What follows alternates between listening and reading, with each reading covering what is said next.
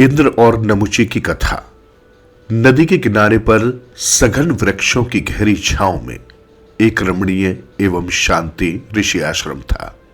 दैनिक यज्ञ की आहुतियों से आसपास का वातावरण सुरभित व सुगंधित रहता था। ऋषियों की पवित्र साधना के आलोक से समस्त वन प्रदेश आलोकित था। यहां किसी भी प्राणी में वैर भाव दिखाई नहीं देता था। सर्वत्र शांति थी। इसी आश्रम में अन्य ऋषियों के साथ मनु यज्ञ कार्य में लगे हुए थे। अचानक यज्ञ स्थल में भगदड़ मच गई।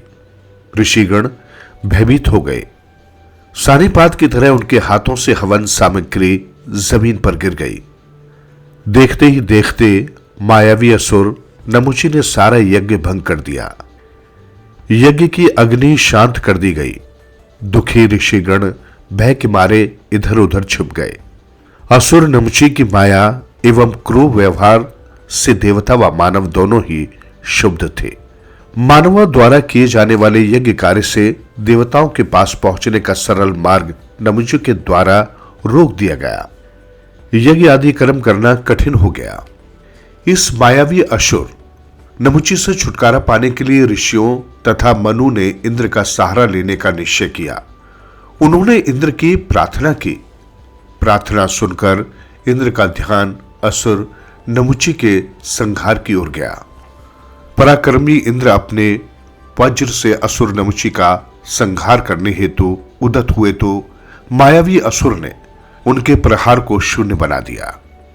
मायावी असुर की मायावी शक्ति को पराक्रमी इंद्र ने पहले नष्ट करने का विचार बनाया। उन्होंने सोचा कि नमुची में माया शक्ति और आसुरी शक्ति दोनों हैं। जब तक माया शक्ति का नाश नहीं होगा नमुची को तब तक जीतना सरल नहीं। अतः इंद्र ने अपनी दैविक शक्ति से नमुची को माया शक्तिहीन कर दिया। असुर की एक शक्ति नष्ट हो गई थी। माया शक्ति के नष्ट हो जाने से नमुची अपने आप को इंद्र से हीन समझने लगा और वो इंद्र के भय से दूर देश में पलायन कर गया। इंद्र नमुची को मारने का संकल्प ले चुके थे। वे उसका पीछा करते हुए वहीं पहुंच गए।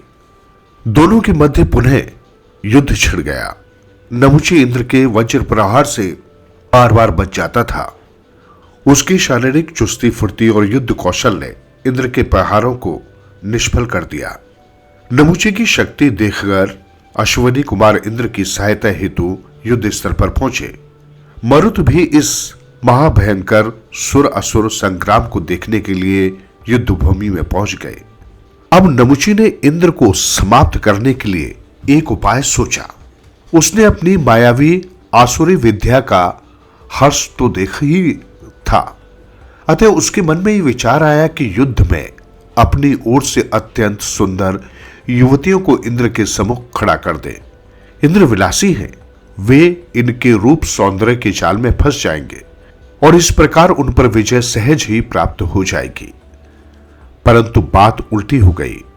नमुची की योजना इंद्र ने विफल कर दी। इंद्र तो दैत्यवध के लिए कटिबद्ध थे।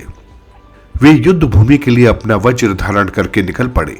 नमुची ने जिन दो सर्वश्रेष्ठ रूपमती स्त्रियों को इंद्र के पास प्रेम जाल में फंसाने के लिए भेजा था, इंद्र ने उन्हें बंदी बना लिया। वे उनके रूप सौंदर्य से विचलित नहीं हुए। युद्ध करने के लिए इंद्र आगे बढ़ गए।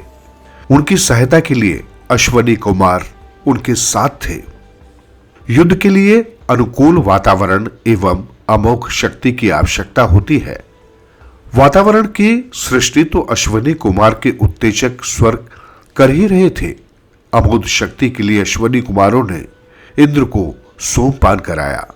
सोम पीते ही इंद्र ने अतुलित बल का अनुभव किया। उनकी भाव भगम्या क्रोध के कारण चढ़ गई। नेत्र रक्त रंजित हो गए। बाहुएं भड़कने लगी और शरीर में रक्त का संचार प्रचुर मात्रा में बढ़ गया। उनका रूप अत्यंत उग्र हो गया। रुद्र रूप इंद्र नमुची की सेना पर टूट पड़े। इंद्र ने भयंकर गर्जना की। उस गर्जना के सम्मुख मेघ गर्जन भी फीका पड़ गया।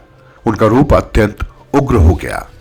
वे असुर वध की तीव्र आकांक्षा से युद्ध में प्रलय की भांति इधर उधर प्रहार कर शत्रु सेना का संहार करते रहे। शत्रु सेना का संहार हो गया। नमुची ये सब स्तंभित होकर देख रहा था।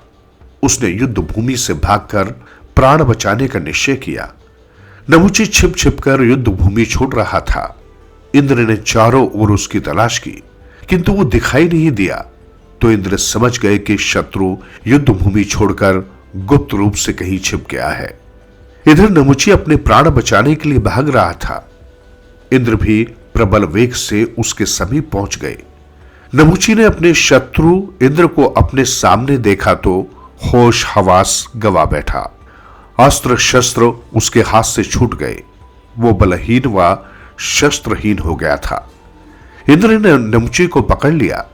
प्राणियों की रक्षा के लिए नमुची को मारना अपना धर्म समझकर इंद्र उस पर वज्र से प्रहार करने चाहते थे, किंतु अस्त्र शस्त्रहीन शत्रु पर अस्त्र शस्त्रों से प्रहार नहीं करना चाहिए। यह युद्ध नीति है। ऐसा मानते हुए इंद्र ने उस पर वज्र से प्रहार नहीं किया। इंद्र ने जल राशि से फैन एकत्रित करके उनसे नमुची का सिर फोड़ दिया और शरीर को मरोड़कर उसकी हड्डी पसली एक कर दी। इंद्र के इस पराक्रम की देवताओं ने स्तुति की। नमुची के हनन से मनु व ऋषियों का मार्ग सरल हो गया। असुर आतंक समाप्त हो गया। यज्ञ आहुतियां होने लगी। देवता यज्ञ मार्ग स्वीकार करने लगे। चारों ओर प्रफुल्लता छा गई। इंद्र की जय जयकार से पृथ्वी और आकाश गूंज उठे।